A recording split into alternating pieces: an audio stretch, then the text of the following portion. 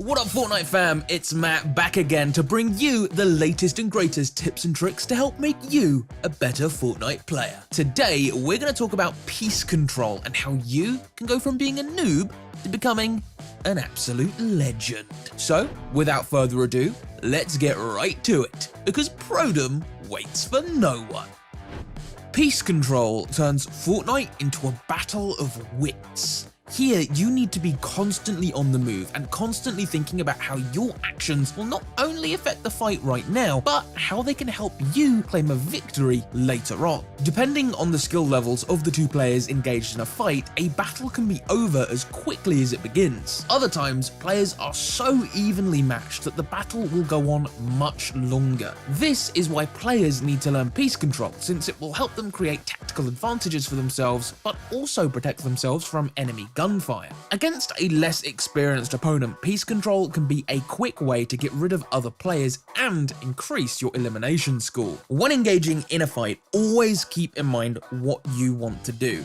Do you want to create boxes for safety? Do you want to pop obstacles to slow your opponent down? The more details you have in your head about what you want to accomplish using your builds, the easier it will be to execute your plan later on. But hey, if you need help trying to come up with smarter plays, then all you need to do is click on the link in the description to visit proguides.com. There you can connect with a variety of different pro coaches that can help you come up with a smarter game plan. But hey, if you need help trying to come up with some of those smarter plays, then all you need to do is listen to what Clicks has to say next. What's up guys, this is Clicks. I'm super excited to announce the launch of my exclusive 2-week bootcamp teaching you guys how to master fighting in Fortnite. During the class, we're going to practice, train, and learn together so that you'll be able to think about and play the game the way I do. I'm going to help you completely transform the way you approach fighting and constantly outplay your opponents. If you've been wanting to take Fortnite more seriously, this is your once-in-a-lifetime opportunity for you to connect with me and make it happen. So if you're serious about becoming a better Fortnite player, join me for the next 14 days and commit to improving. Because piece control is, well, a control playstyle, its main use will be to limit your opponent's movements while giving you some openings to land a shot and hopefully eliminate them. You also want to make sure that when you're facing off against another player, you take into account how many walls of the box you own. If you are quick with your builds, you can control more of the box than your opponent when they try to box up for their defenses. Make sure to have turbo building turned on, since this will help you put down more builds at a time. What many players try to do when they manage to box in an opponent is get ready to place a ramp. A ramp can be useful for giving you an extra path and exit should anything go wrong. However, placing your own cone is actually more beneficial than a ramp.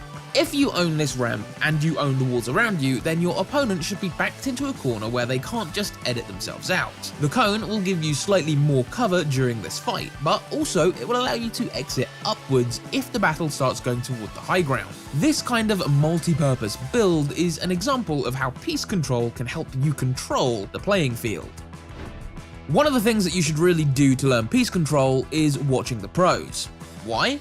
Well, because obviously they are experts at what they do. Start looking up some of your favorite pros and watch their gameplay. You'll notice that they can make some pretty fast plays. In fact, most of the time you won't be able to really distinguish where one decision starts and what it leads to. However, by slowing down the footage, you get to see every decision they make and how one good edit at the right exact moment can stump their enemies, giving them the opening they need to land the fight-ending shot. Take for example, two players headed straight for each other. One player readies his weapon in an attempt to land a few critical headshots. However, the second player anticipates that they intend to fire, so they edit a previously prepped archway into a corner edit. This interrupts the flow of movement, and if you are fast enough, you can jump up and land a blow. You can see moves like these all in slow motion, and when they don't work, you'll also be able to see why they didn't work and how the opponent outsmarted them. Free building is an excellent way to strengthen your building techniques and really just makes it so that you can place the builds faster.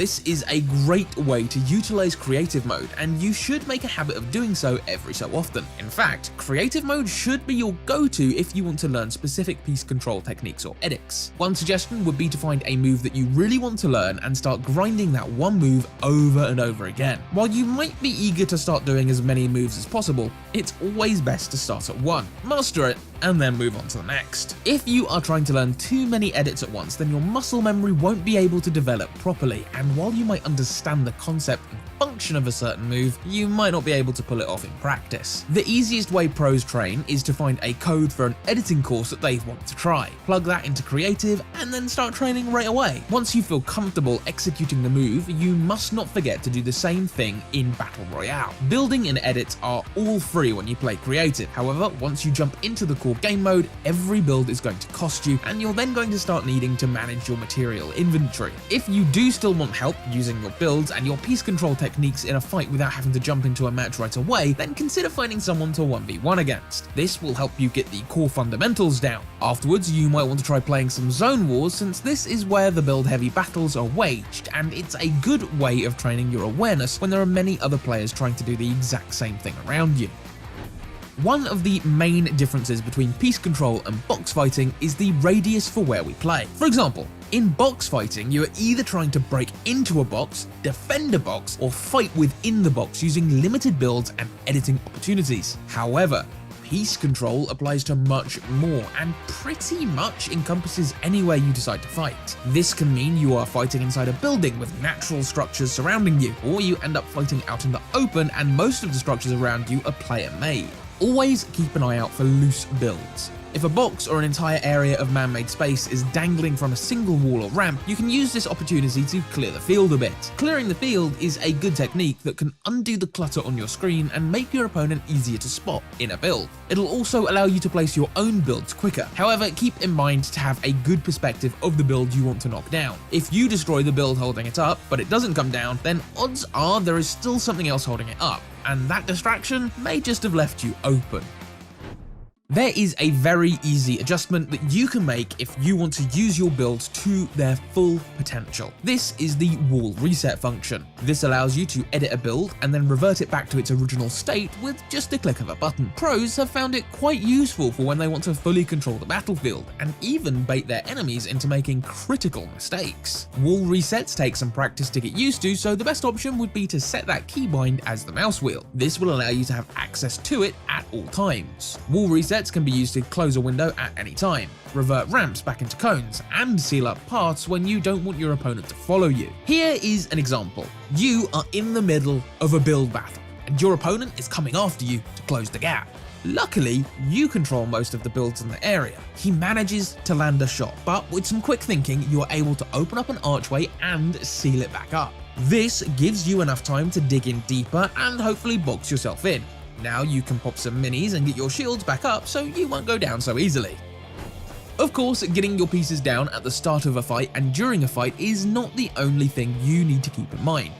It is inevitable that your opponent will be able to claim some space for themselves by placing their own builds. So, you are going to need to learn how to bring them down properly without just spraying and praying. When your opponent places down a wall, that building space will belong to them. This time, you won't be able to build on these spots. So you might need to find a way to bring down the build and then quickly replace it with your own. This might sound simple enough, but it's actually a bit more complex than that. Just like we mentioned before, you can reset walls. Your opponent can do that as well. They also have all their editing powers at their disposal, just like you do. Sometimes you're going to want to fire at the wall and try to punch through, while other times you'll smack the wall once or twice to get its health down. However, do be careful and keep a close eye on your opponent. Sometimes you're going to see them pull out their blueprints, and if they do that, it means that they might be getting ready to do an edit. Other times they might keep their distance and edit from afar. So you need to be prepared to anticipate what kind of edit they want to pull on you. Are they going in for a right-hand peek?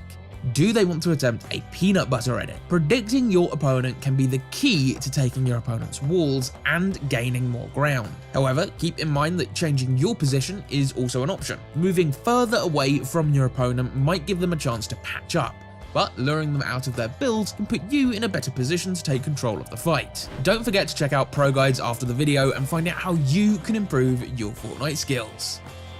Well, that wraps things up for today, Fortnite fam. Did you enjoy the video?